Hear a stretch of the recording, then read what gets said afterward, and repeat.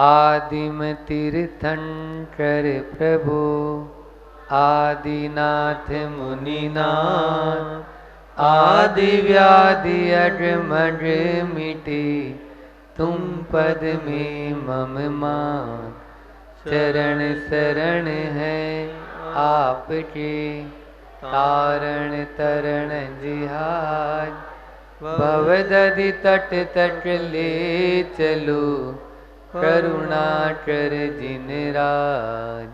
बोली मंडी बामोरा में स्थित बड़े बाबा आदिम तीर्थंकर आदिनाथ भगवान की, मूल नाइट 8008 श्री चंदा प्रभु भगवान की, संत शिरोमणि आचार्य गुरुवर विद्यासागर जी महामुनि राज की, परम पूज्य मुनि श्री 108 दुर्लभ सागर जी महाराज की, परम पूज्य मुनि श्री 108 निरंजन सागर जी महाराज की।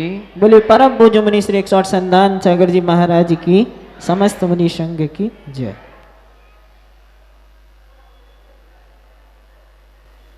चर्चा चल रही है सागार धर्म अमृत की उस कारिका के माध्यम से। पिछले 2 दिन में अपन ने गृहस्थ से सदगृहस्थ बनने के जो गुण हैं, उन गुणों में 2 गुण आपको बताए। कौन कौन से? पहले दिन तो बताया था न्यायोपात धन, धन जो है वो न्याय और नीति से उपार्जित हो। कल बताया था आपको गुण ग्रहण का भाव रहे नित, गुणों को ग्रहण करने का भाव हमारा हमेशा होना चाहिए। सद्गी यानी होता है अच्छी वाणी, गी यानी वाणी,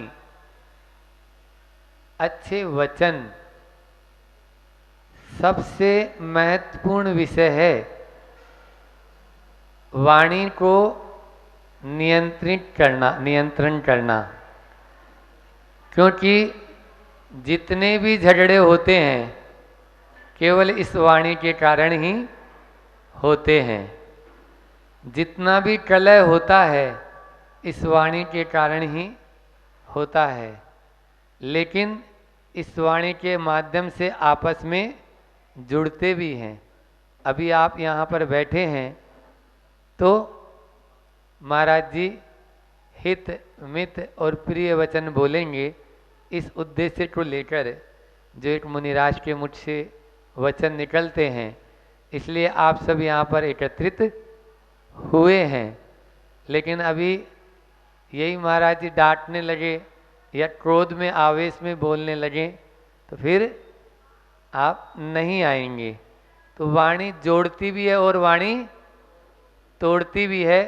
लाखों को एक करने का काम है इस वाणी का, और लाखों को तार तार विघटित करने का कार्य भी इसी वाणी का काम है।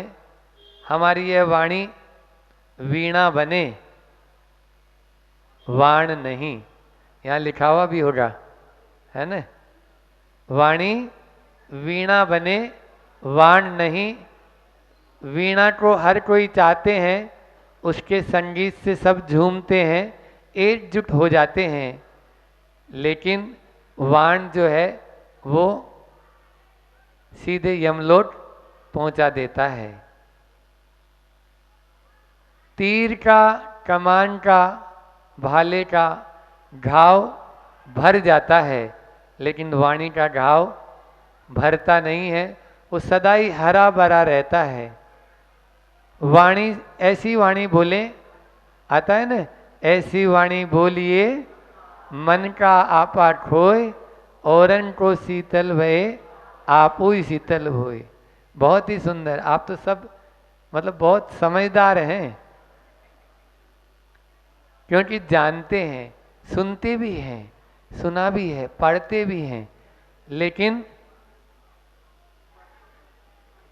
आचार्य श्री बोलते हैं कि बहुत अच्छे चतुर श्रावक हैं मंडी बामोरा के, जानते भी हैं, सुनते भी हैं, पढ़ते भी हैं, लेकिन मानते नहीं है, ऊपर से तानते और हैं, तो गड़बड़ हो जाएगा ना।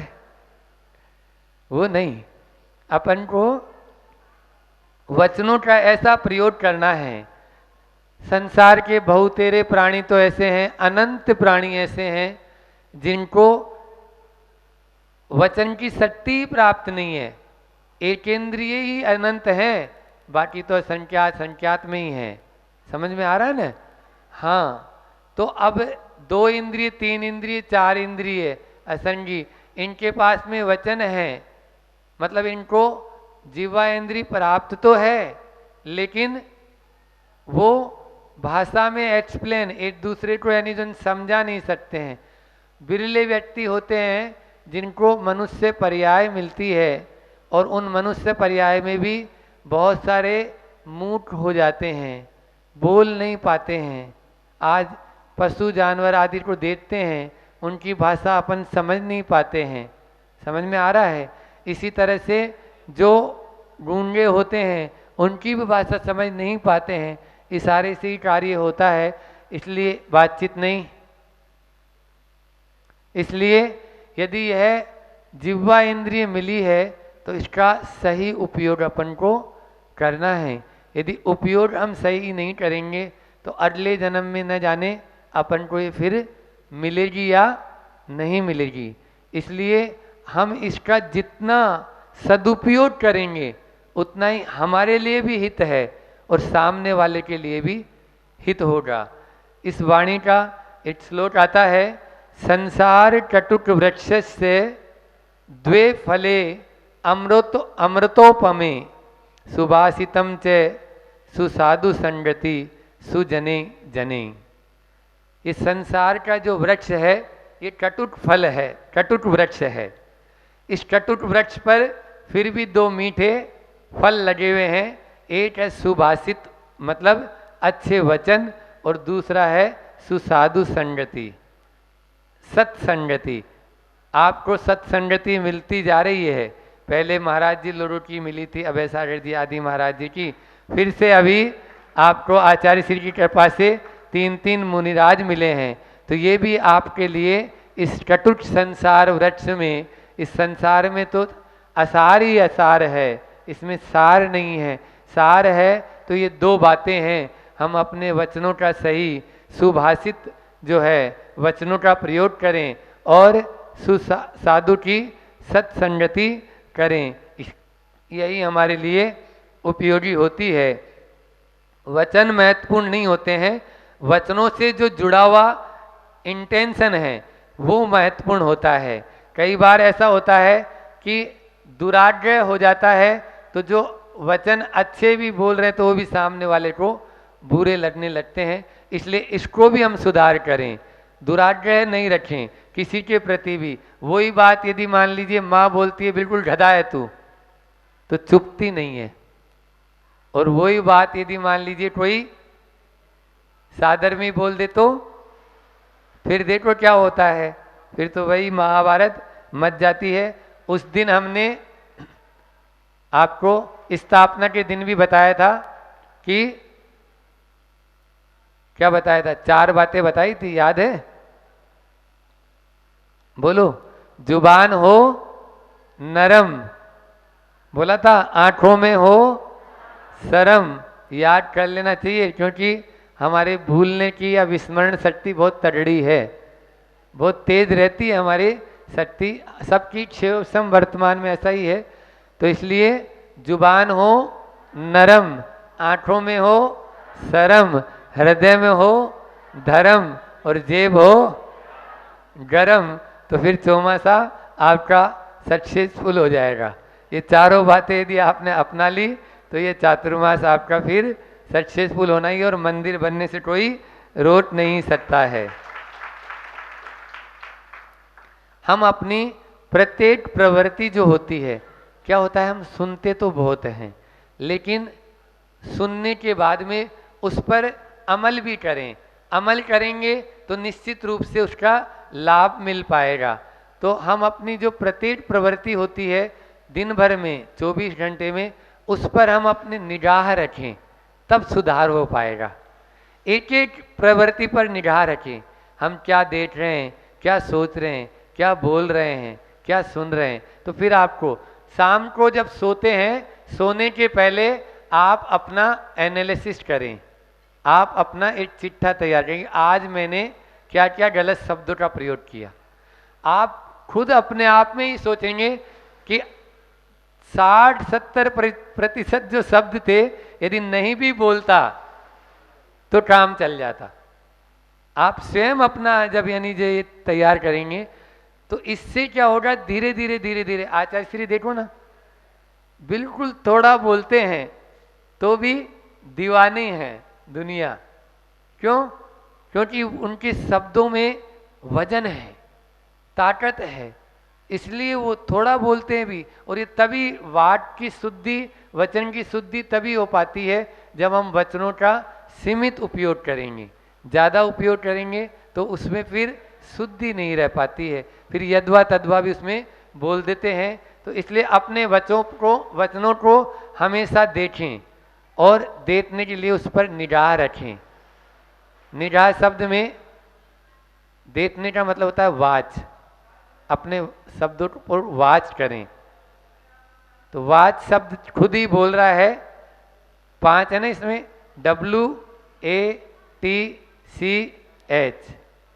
तो वाच योर वर्ड, सबसे पहले आप निरीक्षण करें अपने शब्दों का। वॉच योर एक्शन, आप अपनी प्रवृत्ति को देखें, उसका निरीक्षण करें। फिर वॉच योर थॉट, आप जो सोचते हैं, अपने जो विचार हैं, उनका निरीक्षण करें। फिर वॉच योर कैरेक्टर, आप अपने चरित्र का निरीक्षण करें। और वॉच योर हैबिट, आप अपनी आदतों का निरीक्षण करें। इन 5 का निरीक्षण करेंगे तो आपके मुख से गलत शब्द निकलेंगे ही नहीं। Watch your word, watch your action, watch your thought, watch your character, watch your habit.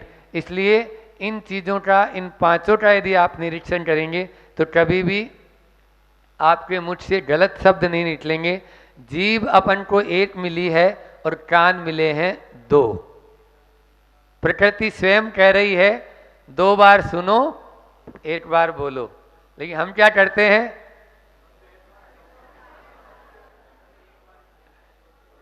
सुनते तो है ही नहीं ना, सामने वाले सुन ही नहीं पा रहे, है ना। वही हमारे में कमी है, आप में ही नहीं। तो सुनना भी है, सुनना यदि आ जाएगा ना, जिस दिन सुनना आ गया उस दिन ही हमारा जीवन स्वर्ग बन जाएगा।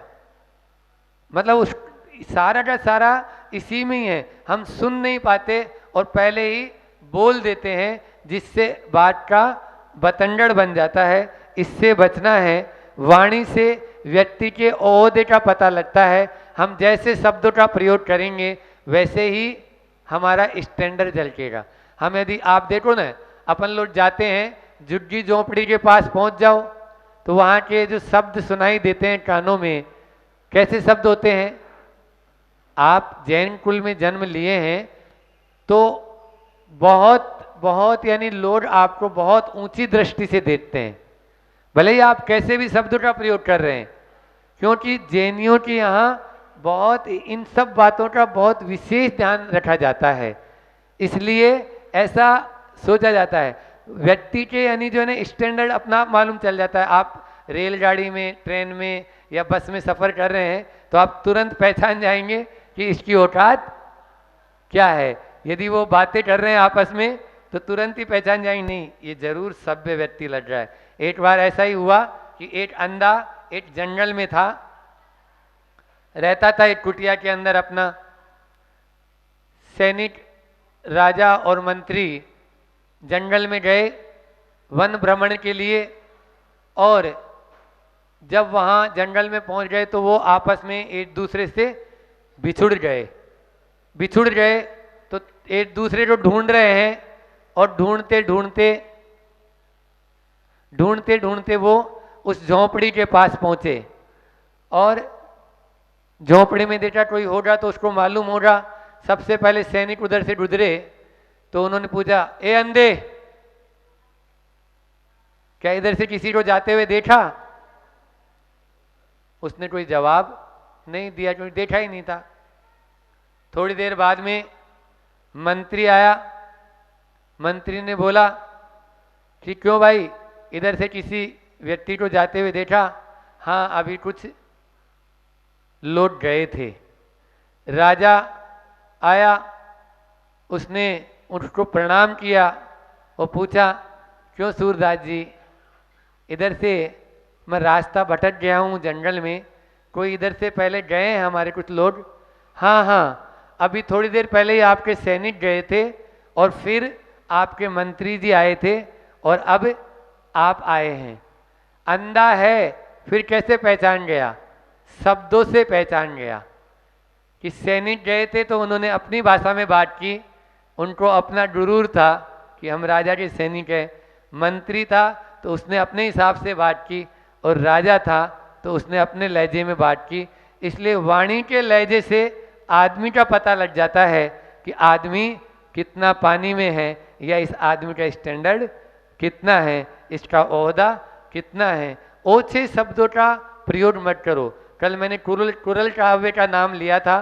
कुरल काव्य में आता है कि जो व्यक्ति अब शब्दों का प्रयोग करता है, ओछे शब्दों का प्रयोग करता है, वो ऐसे ही करता है कि डाल पर लगे मीठे और सुगंधित फलों को छोड़कर खट्टे और कड़वे फलों को खाना चाहता है। क्योंकि आपके पास दोनों चीजें हैं। आप देख लीजिए, पके आम भी लगे हैं, कच्चे आम भी लगे हैं। आप पके आम खाना चाहते हो या कच्चे आम खाना चाहते हो, ये आपके ऊपर डिपेंड है। इसलिए वाणी जो है उसका हम थोड़ा सा स्पीड बढ़ाते हैं। वाणी जो है 5 कारणों से हम अब शब्दों का प्रयोग करते हैं। क्रोध में, लोभ में, भय से, मजाक से और आदत से। इन 5 को अपन को बचना है। क्रोध में कुछ भी बोलते रहते हैं।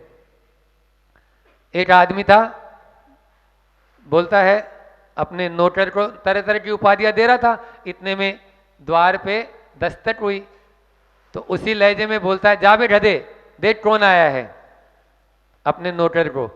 अब नौकर गया, दरवाजा खोला, आज कौन आया? जी आपके पिताजी। किस गधे से मिलने आया है? वो अपने आप को गधा बना लिया। मतलब वो गुस्से में क्या बोल रहा है उसको कुछ पता नहीं है। तो ये अब शब्दों का प्रयोग सबसे ज्यादा क्रोध में ही होता है। इसलिए इससे अपन को बचना है। इसी प्रकार लोभ से बचना है। भय में भी बोल देते हैं हम लोग अपशब्द या झूठ। मजाक में भी झूठ का प्रयोग हो जाता है। आदत से भी अपन लाचार हो जाते हैं और न जाने कितने अपशब्दों का प्रयोग करते रहते हैं। इसलिए इन सब चीज़ों से हमें बचना है। यदि आपको क्रोध से बचना है, ये अपशब्दों से बचना है, तो सबसे अच्छा तरीका बता देता हूँ। एक मंत्र है, आप जब भी अपने मुख से गलत शब्द निकल जाएं या निकल गए कोई बात नहीं क्योंकि आदत है, उसके बाद में जब भी याद आ जाए तो 9 बार नमोकार मंत्र बोल लो। आपके अपशब्दों पर या गलत वाणी पर या जो गलत आप शब्द उच्चारित कर रहे हैं उससे आप बच पाएंगे। आता है उसमें, मेरी भावना में, फैले प्रेम परस्पर जग में, मोह दूर ही रहा करे, अप्रिय कटुक कठोर शब्द को नहीं कोई मुझसे कहा करे। इसी भावना के साथ में अपन विराम लेते हैं और परम पूज्य महाराज श्री जी के श्री चरणों में नमोस्तु निवेदित करते हुए अपनी अमृतमयी मंगलमयी देशना से वे हमें कृतार्थ करें। आप सबकी ओर से और मैं अपनी ओर से प्रार्थना करता हूँ। बोलिए अहिंसा परमो धर्म की। देवादिदेव 1008 मूल नायक श्री चंदाप्रु भगवान की, बंडी मामोरा के बड़े बाबा आदिनाथ भगवान की, पूज्य संदान सागर निरंजन सागर जी महाराज की, परम पूज्य मुनि श्री 108 दुर्लभ सागर जी महाराज की। दर्शन स्तुति का स्वाध्याय चल रहा है। आज अपन 6वीं कारिका पर पहुँचे हैं। 6वीं कारिका का पहले अपन उच्चारण करते हैं फिर अर्थ करेंगे। अष्टादश दोष में मुक्त थी, स्वचतुष्टय में राजत गंभीर, मुनिगंधरादि सेवत महन, नव केवल रब्दि रमाधरन। यहाँ बोल रहे हैं 18 दोषों से जो विमुक्त हैं, जिन्होंने अपने 18 दोष समाप्त कर दिए, ऐसे धीर पुरुष हैं। स्वचतुष्टय में, अपने स्वयं के चतुष्टय में जो लीन हैं और गंभीर हैं, इस स्वचतुष्टय को राजत यानी धारण करे हुए हैं। मुनिगंधर आदि इनकी सेवा में लगे हुए। इस प्रकार से ये महंत महागुणशाली है और नव केवल लब्धि रमा धरंत, अर्थात 9 केवल लब्धियों से धारण करने वाली लक्ष्मी से ये सुशोभित हैं। श्री अमेय जी शिव गए जाहि जे हैं सदी, भव सागर में दुख छारवा, तारण को अवर न आपटा। तुम शासन से अमेय जी, तुम्हारे शासन से अनेक जीव, अमेय असंख्यात जीव, अनंत जीवों ने उसका सेवन किया और शिव गए जाएं, और शिव गए हैं और आगे भी हमेशा सदैव जाएंगे।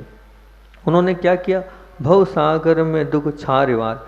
छार मतलब होता है नमक, मतलब इस खारे भव रूपी समुद्र से पार पाया है। काय से पार पाया है? तो तारण पार किससे पाया है? प्रभु आपकी भक्ति से। आपकी भक्ति करी और आपकी भक्ति से उन्होंने पार को पाया है, और उसके अलावा और कोई भी तरीका इस संसार से पार होने का नहीं। आपकी भक्ति ही इस संसार से पार करा सकती है। तो आपकी भक्ति तो कराएगी, लेकिन भक्ति के साथ एक विशेषण और है जो आपको पार कराएगा। उस पर आपका ध्यान आकर्षित करूँगा, वह है सद आचरण। क्या है? सद आचरण जब तक नहीं होगा तब तक हमारा मोक्ष मार्ग नहीं बनेगा, तब तक हम भगवान नहीं बन सकते। भगवान बनने के लिए हमें धर्म को अपनाना होगा और सदाचरण को अपनाना होगा। कहते हैं संसार मार्ग क्या कहता है? पकड़ो मत जाने दो। संसार मार्ग क्या कह रहा है? पकड़ो मत जाने दो। ये संसार मार्ग की बात है। संसारी प्राणी पकड़ के रखना चाहता है, सबको पकड़ के रखना चाहता है। अपने धन को पकड़ के रखना चाहता है, अपनी संपत्ति को पकड़ के रखना चाहता है, अपने परिवार जिससे स्नेह है, जिससे राग है, सबको क्या करना चाहता है? पकड़ना चाहता है। तो संसार मार्ग कहता है पकड़ो मत जाने दो। और वहीं धर्म मार्ग और मोक्ष मार्ग और अध्यात्म मार्ग क्या कहता है? पकड़ो मत जाने दो। पकड़ो मत, सिर्फ एक देश कहाँ जोर देना है? एक ही बात है, एक ही वाक्य है। वही लाइनें आपके सामने मैं बोल रहा हूँ, और एक में कहीं पर जोर दे रहा हूँ और एक में कहीं पर जोर दे रहा हूँ। संसार मार्ग में मैं कह रहा हूँ पकड़ो मत जाने दो, यही बोला ना। अब उसी लाइन को क्या बोल रहा हूँ? पकड़ो मत जाने दो। तो अब आप संसार में रहना चाहते हैं कि आप संसार से ऊपर उठना चाहते हैं? बताओ बामोरा वालों, बताओ क्या क्या कहना क्या करना है? अपने को ऊपर उठना चाहते हैं तो आप तो ऊपर उठने के कार्य कर रहे हो, आप तो पकड़ के रखे हो। बड़े बाबा का मंदिर बनने आया है, कितने ढीले हुए आप? हुए ढीले? कुछ हुआ? कुछ ढीला किया आपने? गिने चुने लोगों ने अपने भाव रखे हैं, क्योंकि आपने तो क्या पकड़ रखा है, जाने नहीं देना चाहते आप, इसलिए आप हैं नहीं पकड़ा। अच्छा, बहुत अच्छा, चलो कम से कम एक तो आपके समर्थन में है, बहुत अच्छा। हमें ऊपर उठना है, हमें भगवान बनना है, तो पकड़ो मत जाने दो। जो इस लाइन को पकड़ेगा वो वास्तविकता में भगवान बन जाएगा, वह उस सादा आचरण को अपना लेगा। त्वचा कितनी भी अच्छी हो, बहुत सुंदर है, बहुत सुंदर है दिखने में, लेकिन फिर भी हम चाहते हैं नहीं, हमें आकर्षक कपड़े पहनना है। क्या आवश्यकता है? आप तो यूं ही सुंदर दिख रहे हो, साधारण कपड़े से भी आप सुंदर दिख रहे हैं। नहीं, फिर भी हम चाहेंगे अच्छे से अच्छे कपड़े हो, नई नई फैशन वाले कपड़े हो, वो कपड़े पहनना चाहते हैं। होता है, सभी के साथ होता है ना ऐसा। माल बहुत सुंदर है आपकी दुकान में, जब सुंदर है, क्वालिटी वाला है, उत्तम हैं तो फिर अच्छी पैकिंग की क्या आवश्यकता है? नहीं नहीं महाराज जी, बिना पैकिंग के कुछ नहीं होगा। कितने ही अच्छा माल हो, माल के साथ पैकिंग भी बहुत ज़रूरी है। पैकिंग सुंदर होगी तभी महिलाएं साड़ी खरीदेगी, अन्यथा नहीं खरीदेगी। पैकिंग सुंदर होगी तभी उस पर एक आकर्षण बनेगा। ये एक सिद्धांत है आप लोगों का। बहुत बड़ा बंगला हो, करोड़ों का बंगला है, खूब सुंदर चीज़ें उसमें हैं, लेकिन उस करोड़ों के बंगले में उतना ही महंगा फर्नीचर। अब जब बंगला अच्छा है तो फर्नीचर उतना महंगी क्या हो सकता है? शोभा नहीं देता महाराज जी। करोड़ों का बंगला हो और उसमें साधारण टेबल कुर्सी लगी हो तो आप कहोगे मज़ा नहीं आया, कहोगे ना मज़ा नहीं आया। मतलब वहाँ भी आपको सुंदर बंगले के साथ सब कुछ चाहिए। उसी प्रकार अध्यात्म मार्ग है, मोक्ष मार्ग है। उस मोक्ष मार्ग में भी कल्याणकारी मार्ग है और उससे उत्कृष्ट कोई मार्ग नहीं है। तो फिर उसमें भी सदाचरण की आवश्यकता है। उसमें भी काय की आवश्यकता है?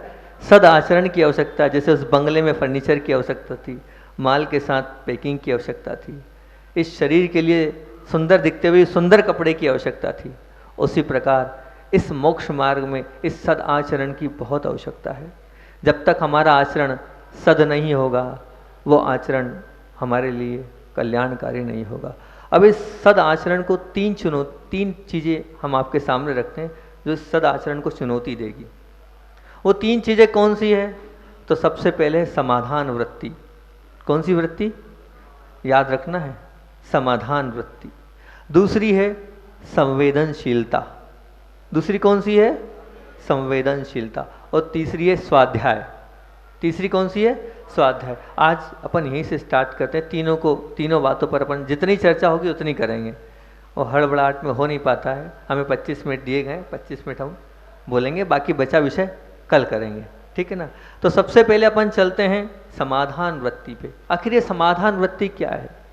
सदाचरण की बात चल रही है और सदाचरण को अगर कोई चुनौती देने वाली चीज़ है तो ये तीन चीज़ है, समाधान वृत्ति, संवेदनशीलता और स्वाध्याय। इससे आपके सदाचरण में और पुष्टता आएगी। समाधान वृत्ति का अर्थ ये होता है कि कोई भी समस्या है, कोई भी कष्ट है, कोई भी दुख है, हर एक कष्ट का, हर एक दुख का, हर एक समस्या का कोई ना कोई समाधान होता है। बशर्त हम उस समाधान को खोजने का अंदर से प्रयास करें, अंतरंग से उसके विषय में सोचें कि हाँ, इस तकलीफ़ को मेरे को फेस करना है, इस तकलीफ़ को मुझे इस प्रकार से लेना है कि ये तकलीफ़ ही नहीं है, ये दुख सुख के रूप में कब बदल जाएगा? जब आपके हृदय में एक समाधान वृत्ति होगी। आपने इसका एक उदाहरण आपके सामने रखता हूँ। पानी को देखा है आपने? सभी लोगों ने देखा होगा पानी को। पानी के अंदर ये जो खुमारी है बहुत बहुत अच्छे से है। पानी को आप कैसे भी बर्तन में डाल दो, गिलास में डाल दो तो गिलास में चला जाएगा, कोई मना नहीं करेगा। बाल्टी में डाल दो, बाल्टी में चले जाएगा, मना नहीं। कटोरी में डाल दो, कटोरी में चला जाएगा। जहाँ डालना हो सो डाल दो, वो सब जगह चला जाएगा कि नहीं? बताओ, वो कुछ ना न कुछ करेगा? नहीं करेगा। यही समाधान वृत्ति का सबसे अच्छा उदाहरण है। कहीं किसी भी परिस्थिति में हमें ना न कुछ नहीं करना है। पानी सब जगह अपने आप को ढाल रहा है, किसी भी परिस्थिति में उसको आप खड़ा कर दो, सब जगह एक्सेप्ट करने को तैयार है। यही तो समाधान वृत्ति। फिर भी इस समाधान वृत्ति को भी अगर हम देखें तो तीन चीज़ें जहाँ पर हमें ऐसी जिंदगी में, जीवन में आती हैं, ऐसी परिस्थितियाँ आती हैं जहाँ हमें समाधान खोजना ही पड़ता है। और वो तीन चीज़ें कौन सी हैं? तो सबसे पहले है प्रतिकूल परिस्थिति। कौन सी? प्रतिकूल परिस्थिति। ऐसी प्रतिकूल परिस्थिति होती है जहाँ हमें अपने आप को समाधान लेने की आवश्यकता होती है। खूब ठंड पड़ रही है,